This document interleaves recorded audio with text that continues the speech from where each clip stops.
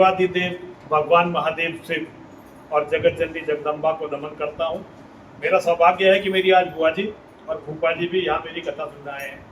वैसे तो मैं कथा करने लायक भी नहीं हूँ और मैं बुआ जी के पास ही यहाँ रहकर पढ़ा और उसके बाद चला गया बाहर, तो मेरे लिए माँ जैसी ही है और मैं माँ के जैसी ही मानता हूँ। मैं बुआ जी को मानता हूँ और तो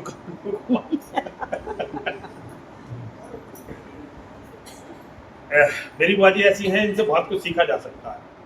अपने परिवार को किस तरह से बांधा जाता है, अपने देवरों को, अपने के बच्चों को। एक बेटा था हमारी बुआ जी का और बुआ जी ने 50 भी नहीं तो 20-25 तो पढ़ाए हैं अपने पास रख के बच्चे। अब ये परंपरा खत्म हो गई है, अब ना कोई रखता है ना कोई रहता है और ये हमारा सबसे बड़ा दुर्भाग्य है।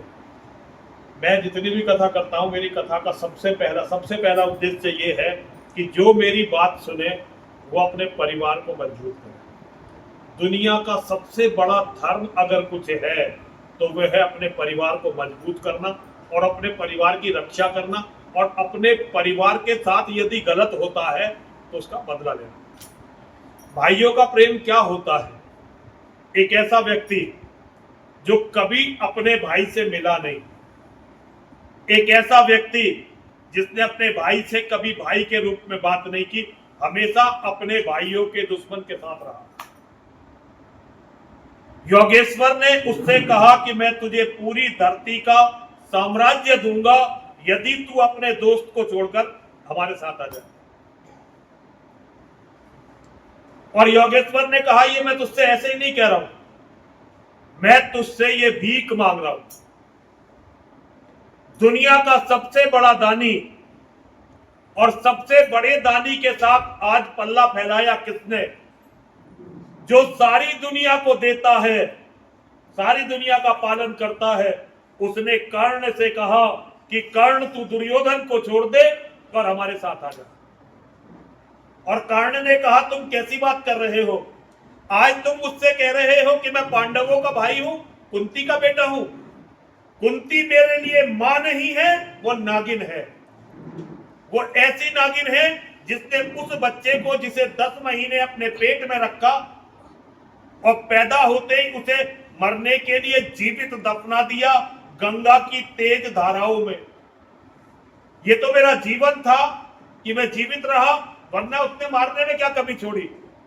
और तुम कहते हो कि मैं दुर्योधन को छोड़ दूं। कुंती ने केवल जन्म दिया, राधा ने मां का कर्म किया, पर कहते जिसे असल जीवन वह देने आया दुर्योधन। वह नहीं भिन्न माता से है, बढ़कर सहोदर भ्राता से है। सुरपुर से भी मुख मोड़ूंगा, केशव मैं उसे न छोड़ूंगा।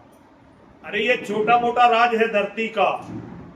अगर तुम मुझे स्वर्ग का राज, देवताओं की नगरी भी देने लगो तो उसके बदले में भी अपने दोस्त को छोड़ूंगा नहीं। आज लोग छोटी मोटी बातों पर अपने मित्रों को, अपने दोस्तों को दगा दे देते हैं, लेकिन एक कर्ण है जिसे पता थी, जिसने योगेश्वर से कहा योगेश्वर मैं अच्छी तरह से जानता हूं जिसके साथ तुम हो वो हार नहीं सकता,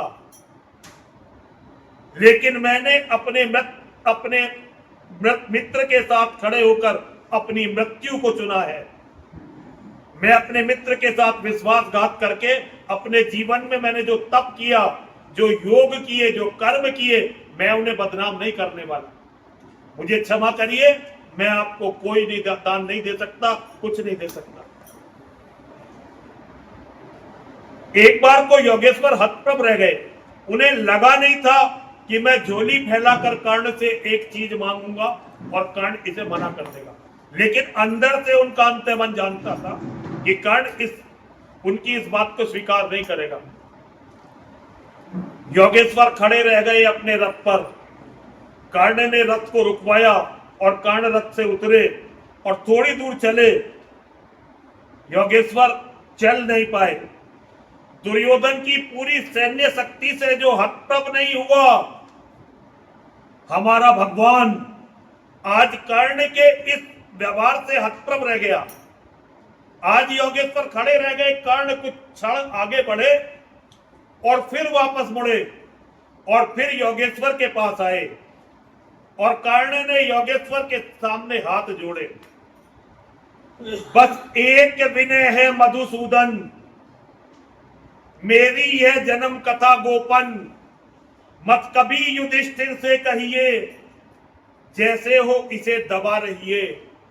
वे जान इसे यदि जाएंगे, सिंहासन को ठुकराएंगे, साम्राज्य न कभी श्रम लेंगे, सारी संपत्ति मुझे देंगे, मैं भी इसे न रख पाऊंगा, दुर्योधन को दे जाऊंगा, पांडव वंचित रह जाएंगे, दुख से छूट न पाएंगे।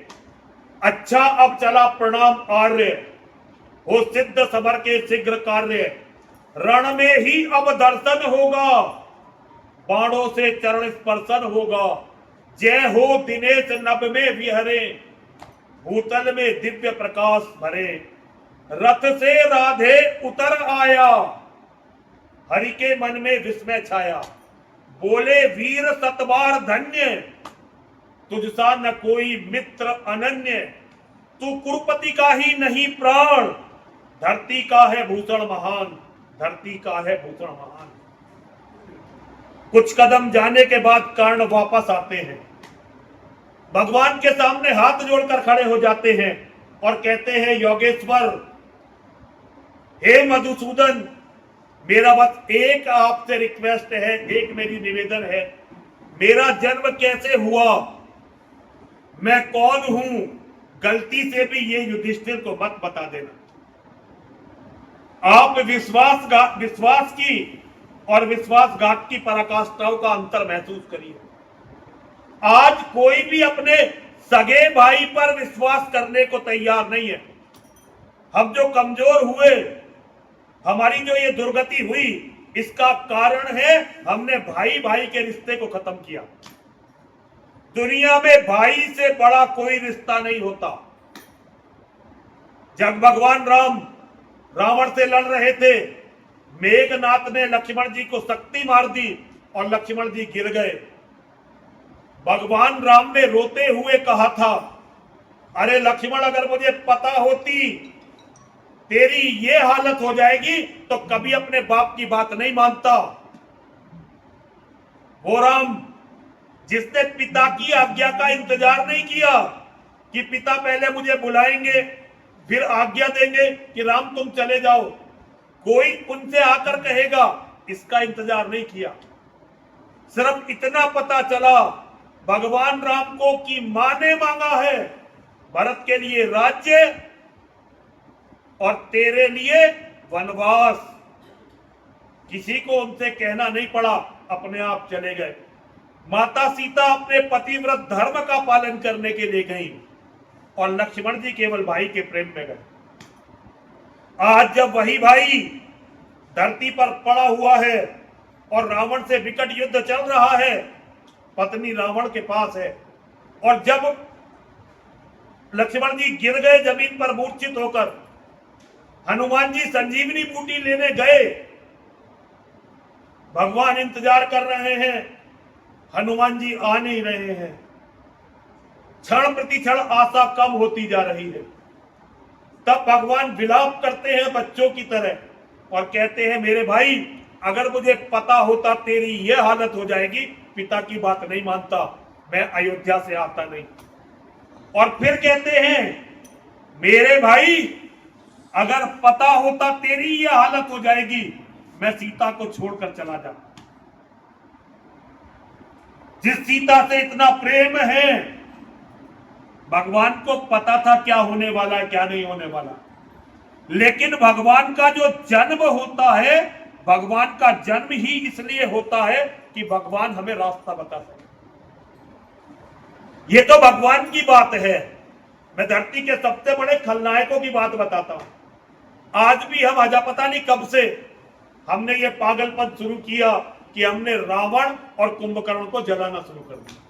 जिन्हें जलाना चाहिए उनके बारे में तो बोलने की हिम्मत नहीं, लेकिन जो सम्मान के योग्य शत्रु हैं, हमने उन्हें जलाना शुरू कर दिया।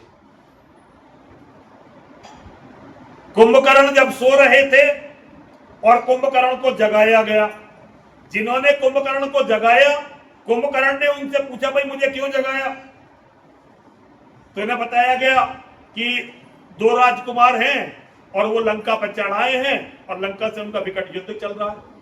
तो कुंभकर्ण ने कहा तो इसमें 2 राजकुमार हैं, इसके लिए मुझे जगाने की क्या जरूरत है भाई, किसी भी योद्धा को भेजते थे, दोनों राजकुमारों को मार देता, हमारे यहां तो एक से एक बड़े बलवान हैं।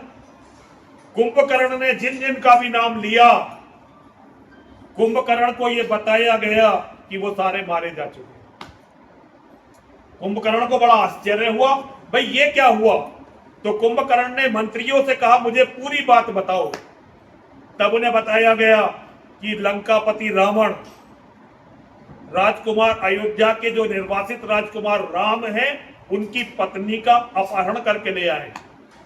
कुंभकर्ण ने एकदम कहा, अरे सीता का अपहरण, जगदम्बा का अपहरण, रावण को भाई को इतनी कुबुद्धि किसने दी, वो इतने पागल कैसे हो गए कि वो जगतजननी का अपहरण करके ले आए।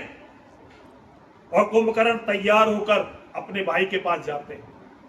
कुंभकर्ण अपने भाई से कहते हैं कि भाई तुमने ये बहुत बुरा किया, तुम्हें जगतजननी जगदम्बा का अपहरण नहीं करना चाहिए था। रावण ने डांट दिया कुंभकर्ण को, और रावण ने कुंभकर्ण से कहा कि सुन कुंभकर्ण, तू ये मत सोच कि मैं अपनी लड़ाई लड़ नहीं सकता,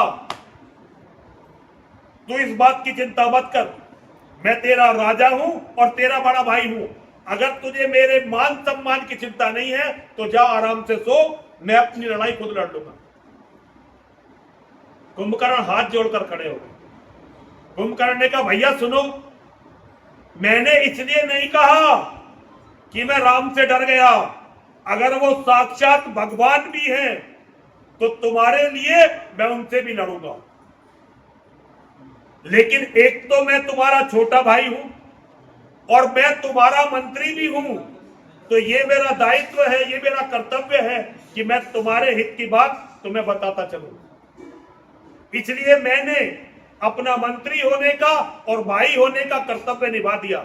और अब मेरी बात सुनो, तुम जाओ आराम से सो जाओ, रात तक, आज सांझ तक मैं युद्ध को खत्म करके आऊंगा और उन दोनों वनवासियों की, दोनों राजकुमारों की गर्दनों को काटकर उनके सिर को गेंद की तरह लुढ़काता हुआ लंका में लाऊंगा, ताकि हमारे जो योद्धा मर गए हैं उनके परिवार वाले देख ले कि हमने अपने शत्रुओं का क्या हाल किया। जाओ निश्चिंत होकर सो जाओ। रावण ने अपने भाई को आशीर्वाद दिया। कुंभकर्ण ने हाथ जोड़े, भाई कुछ मांग लूं जाते हुए। रावण को और कुंभकर्ण को यह अच्छी तरह पता थी कि ये आज उनकी अंतिम मुलाकात है, इसके बाद दोनों भाई इस धरा पर नहीं मिलेंगे। रावण ने कहा अरे क्या बात कर रहे हो कुंभकर्ण, तुम जो कहोगे वो करेंगे। उन्होंने कहा भैया एक बात सुनो, अगर इन दोनों ने मुझे भी मार दिया तो तुम फिर ये समझ लेना कि इन्हें कोई हरा नहीं सकता। अगर इन दोनों निर्वासित राजकुमारों ने मुझे भी मार दिया तो समझ लेना ये वास्तव में भगवान है और फिर इन्हें कोई हरा नहीं सकता। तुम एक काम करना, माता सीता को लेकर उनके पास चले जाना और उनसे क्षमा मांग लेना, ताकि हमारा वंश बच जाए, ताकि हमारा वंश बच जाए। रावण ने जो उत्तर दिया ये हर परिवार को अपने दीवार पर लिखकर लगाना चाहिए। रावण ने कहा कुंभकर्ण तुम कैसी बात करते हो, व्यक्ति जब अपने भाइयों के साथ, भतीजों के साथ, बेटों के साथ, पोतों के साथ बैठकर ऐश्वर्य को भोगता है तब सुखी होता है। अगर तुम्हारे जैसे भाई नहीं रहे, मेरे बेटे, मेरे भतीजे नहीं रहे, तो अकेला जिंदा रहकर करूंगा क्या? मैं अकेला जिंदा रहकर क्या करूंगा? आज एक काम करो मेरे भाई, आज तुम चलो, कल मैं आऊंगा, दोनों भाई स्वर्ग में मिलेंगे। ये होता है भाई का प्रेम। हम ऐसे लोगों को जलाते हैं, उनसे सीखना नहीं चाहते, और जिन्होंने हमारी बहन बेटियों की, हमारी औरतों की मंडियां लगा लगा कर दीवारों पर लिखा, दुख्तरे हिंद नीला में 2 दीनार। उनके बारे में बोलने का भी साहस नहीं है। हिंदू की सबसे बड़ी, अपने भाई से लड़ने में बड़े शेर हैं, आपस में लड़ने में बड़े शेर हैं, लेकिन जब दुश्मन की बात आती है तो हमसे बड़ा कायर इस धरती पर पैदा नहीं हुआ। भाई का प्यार क्या होता है आज कर्ण ने बताया। कभी युधिष्ठिर से मिला नहीं, अगर मिला तो दुश्मन की तरह मिला। अपने भाइयों की पत्नी का मजाक उड़ाया, उसे वैश्या बोला दुश्मनों के साथ मिलकर, लेकिन फिर भी अपने भाई पर इतना विश्वास है कि अगर युधिष्ठिर को यह पता लग गया कि ये कर्ण युधिष्ठिर का बड़ा भाई है, तो युधिष्ठिर कभी भी इस साम्राज्य को नहीं लेंगे और वो सारा साम्राज्य मुझे दे देंगे। और देखिए वफादारी की पराकाष्ठा, मैं भी इसे न रख पाऊंगा, दुर्योधन को दे जाऊंगा। अगर युधिष्ठिर ने यह साम्राज्य मुझे दिया तो मैं इसे अपने पास रखूंगा नहीं, मैं इसे दुर्योधन को दे दूंगा। और मेरे भाई जो पांडव हैं वो अपना अधिकार खो देंगे, उन्हें अपना अधिकार कभी भी नहीं मिलेगा। न दोस्त से हट रहा है, न उससे गद्दारी कर रहा है, और ना ही अपने भाइयों से कर्ण अब कोई बेईमानी करना चाहता। आज हम छोटी छोटी बातों पर अपने भाइयों को दुश्मन मान लेते हैं। एक इस पैसे ने हमें बहुत बर्बाद किया। ये जो बहुत पैसा आ गया ना, दुनिया के अंदर हम एक अकेली कौम है, पैसा जिसकी कमजोरी है। दुनिया में हम हिंदुओं के सिवा कोई कौम नहीं है जिसकी पैसा कमजोरी हो। लोगों को पैसे की जरूरत किस काम के लिए होती है उन्हें पता होता है, हमें ये करना ये करना ये करना। हम केवल पैसे को इकट्ठा करते रहते हैं। वो तो सिस्टम नहीं बना छाती पर रख के ले जाने का। अगर छाती पर रख के ले जाने का कोई सिस्टम बन जाता ना, तो हिंदू फिर दूसरे किसी को जिंदा ही नहीं रहते थे। कहते सारी धरती में ही छाती पर रख के ले जाऊंगा। हमें कर्ण से सीखना चाहिए। भगवान राम से तो सीखो ही सीखो, योगेश्वर से तो सीखो ही सीखो, लेकिन सीखना उनसे भी चाहिए जिन्हें हम लाखों सालों से गालियां दे रहे हैं। हम छोटी छोटी बातों पर लड़ रहे हैं, लेकिन यहां इतने बड़े साम्राज्य की फुटबॉल बना दी। भगवान कह रहे हैं कर्ण ये राज्य तुझे दे रहा हूं। कर्ण कह रहा हूं मैं तो लूंगा ही लूंगा नहीं, लेकिन मेरे भाई को बता मत देना। अगर उसे पता लग गई तो सारा साम्राज्य मुझे दे देगा और फिर मैं इसे दुर्योधन को दे दूंगा। ये त्याग की पराकाष्ठाएं हैं, जिनकी गाथाएं हम गा रहे हैं। उन्होंने गाथा गाने के लायक कार्य किए, उनके कर्म ऐसे थे कि आज नरसिंहानंद यहां बैठकर आपके सामने उनकी गाथाओं को गा रहा है। एक बार पहले भी हमने ये देखा, भगवान राम जब वन चले गए, भरत जी अयोध्या जी आए, पता चला पिताजी मृत हो चुके हैं, पिताजी की मृत्यु हो गई है और अब राज तुम्हें करना है। भरत ने सबसे पहले अपनी मां को अपशब्द बोले। भरत कोई साधारण व्यक्ति नहीं है, वो अवतारी पुरुष हैं। और पहली बार रघुकुल में किसी ने अपनी मां को अपशब्द बोले, वरना रघुकुल नारी के सम्मान के लिए माना और जाना जाता है। और भरत ने कहा मैं आपका मुंह नहीं देखना चाहता। कोई ये नहीं कहेगा कि कैकेयी ने अपने मन से ये राज मांगा भरत के लिए। सब लोग कहेंगे कि भरत ने सिखाया होगा, तब कैकेयी ने अपने बेटे के लिए राज मांगा। और भरत एक क्षण के लिए भी अपने पिता का जो क्रियाकर्म उन्हें करना था उसे करने के बाद रुके नहीं। जो कुछ भी संस्कार करने थे करे, और उसके बाद सेना ली और चल दिए अपने भाई की तरफ। लक्ष्मण जी ने जब आते हुए देखा तो नाराज हो गए और भगवान से लक्ष्मण जी ने कहा एक तो अपनी मां से मिलकर हमें वहां से निकाल दिया और अब सेना लेकर लड़ने के लिए आ रहा है। राम ने कहा लक्ष्मण ऐसा मत कहो, तुम मेरे भरत को जानते नहीं हो। भरत जी आए और भगवान के पैर पकड़कर रोते रहे बहुत देर तक, और उधर भगवान रोते रहे। बहुत देर के बाद जब दोनों भाइयों ने रोना बंद किया तो भरत जी ने कहा मेरे साथ चलो वरना यहीं प्राण दे दूंगा। भगवान ने कहा भरत कुछ भी हो सकता है, पिता को दिया हुआ वचन तोड़ नहीं सकता, मेरे पिता का जो आदेश है उसे पालन करूंगा। ये राज तुम्हारा है, जाओ इसे भोगो, मैं कभी भी इस राज को नहीं भोगूंगा। एक तरफ से भरत कह रहे हैं नहीं भैया राज तुम्हारा है, दूसरी तरफ से राम कह रहे हैं नहीं भैया राज तेरा है। राज की फुटबॉल बना दी और दुनिया ने वो भी इतिहास देखा जब दो भाइयों के आपस के इस विवाद में कि राज किसका है, बड़े भाई की चप्पलों ने अयोध्या जैसे साम्राज्य पर राज किया। ये केवल हमारा धर्म, हमारी संस्कृति सिखाती है। आज लोग मजाक बनाते हैं इस धर्म का, और इसका कारण है हमारे कर्म। हमने अपने कर्मों से अपने धर्म का मजाक उड़ाया है। हमने आपस में एक दूसरे से लड़ लड़कर, संपत्ति को सर्वस्व मानकर, जबकि संपत्ति का मानव से कोई तुलना नहीं हो सकती।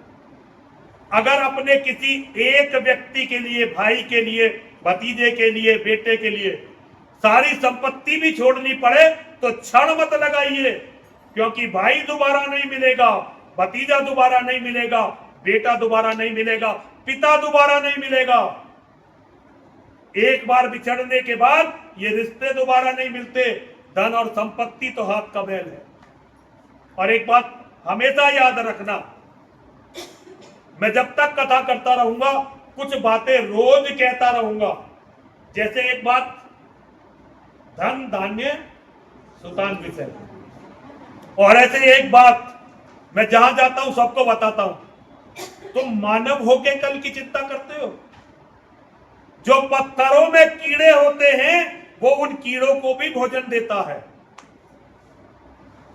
आज हम इतने सारे पैसे जोड़ते हैं, एक दिन जरा सी बीमारी होती है, हमें हॉस्पिटल लेकर कोई चला जाए तो डॉक्टर भी हमारे जैसे बैठे हैं, उसी मौके की तलाश में रहते, आज आ गया अब इसका घर बिकवाना है। बिना बीमारी के मैंने लोगों के नर्सिंग होम में जाने के बाद घर बिकते देखे। बड़े बड़े लोगों के 2.5 करोड़ के बिल आ रहे हैं भाई, नर्सिंग होम के, ऑपरेशनों के। डॉक्टर साहब ऐसे नहीं है। ये स्थिति हमारी हो गई क्योंकि लालच का हमारा पेट नहीं भर रहा। कहां गए हमारा धर्म, कहां गई हमारी संस्कृति, और कहां गए हमारे आचार विचार? जब तक व्यक्ति की कथनी और करनी के अंतर दूर नहीं होंगे। पता चला जी मैं यहां तो बहुत अच्छी अच्छी मीठी मीठी बातें कर रहा हूं, यदि भाई का प्रेम ये, भाई का प्रेम को, और अपने भाई से मेरे 15 मुकदमे चल रहे हैं। मैं जो सन्यासियों से चिढ़ता हूं, वैसे तो मैं कोई भैया कोई बड़ा आदमी नहीं हूं, क्षमा करना, आप कहोगे आपके सबके गुरु होंगे कि ये तो हमारे गुरु हो, लेकिन भैया सुनो, कोई भी व्यक्ति ये नहीं कह सकता तुम मोह माया छोड़ दो और मैं कथा की फीस 15 लाख रुपए लूंगा। ये बताने के लिए कि मोह माया छोड़नी है, ये बताने के लिए कि चरित्रवान बनना है, पूरा आश्रम जो है चेले चेलियों से भरा रहेगा। जब तक तुम्हारी कथनी और करनी एक नहीं होगी। मैं संजीव से कहूं, संजीव भाई देश के दुश्मनों से लड़ते हुए मरना, और पता लगा संजीव से बता के जाके सो गया कमरे में। अब कोई झगड़ा हो गया, संजीव फोन कर रहा है और मैंने देख लिया संजीव का फोन है रात के टाइम, भाई झगड़ा हो गया, फोन नहीं उठाना भाई। ये हो नहीं सकता। हमें कर्ण बनना पड़ेगा और हमें युधिष्ठिर बनना पड़ेगा। हम दुनिया को समझाते हैं। मैं आज तक हिंदुओं की एक बात कभी नहीं समझा, जितने भी हिंदू हैं एक दूसरे को जगाने में लगे हुए हैं। हजारों लोग एक काम कर रहे हैं, सब हिंदुओं को जगा रहे हैं। है जी डॉक्टर साहब, ऐसे ही नहीं है अंकुर भाई? है। मेरी समझ में ये नहीं आती तुम दूसरों को क्यों जगा रहे हो, खुद क्यों नहीं जग जाते? जो काम तुम दूसरों से कह रहे हो, वो खुद क्यों नहीं करते? अगर कर्ण दूसरों से कहता कि भाई दान तुम दिया करते हो, तो कर्ण को कौन महादानी मानता?